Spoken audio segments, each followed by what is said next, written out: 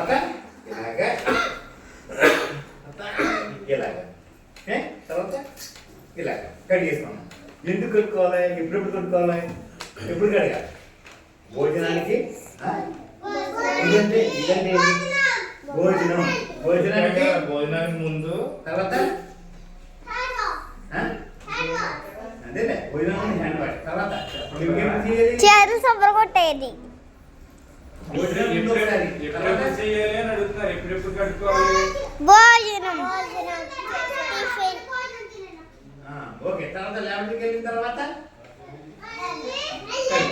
అలవై సత్యం తర్వాత చెప్పాం కదా, ఇక్కడ మర్చిపోయాను.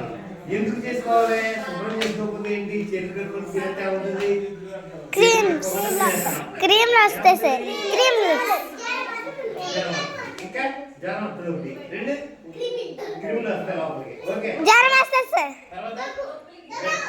తర్వాత గోధుమ మిట్టలు, తర్వాత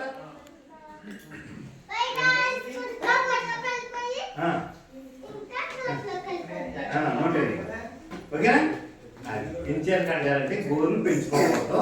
గోరు పచ్చగా కట్ చేసుకోవాలి. ఈ గోరు పెద్ద అయితే దాంట్లో మట్టి వెళ్ళిపోయి దాంట్లో క్రిములు లోపల తిన్నప్పుడు వెళ్ళిపోతాయి. వెళ్తే ఏమొస్తుంది? కడుపులో నిప్పులు, నూరు పురుగు ఉంటాయి కదా, పొట్టలో పాములు పెరిగిపోతాయి, విరోచనలు అవుతాయి, జ్వరం వస్తుంది, ఏమా దగ్గు జలుబు ఇవి కూడా వస్తాయి. ముఖ్యంగా అర్థం దొరికింది మేడం వచ్చింది కదా, అదే తెచ్చిందమ్మా.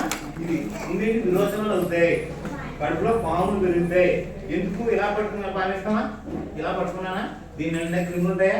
ఈ క్రిములన్నీ కూడా చేయి కట్టుకోకుండా తినేస్తే లోపల పెరిగిపోయి నూరు పురుగులు, పొట్టలో పాములు పెరుగుతాయి, ఏడు పాములు పెరుగుతాయి. తెలుసా? అప్పుడు ఏముంటుంది?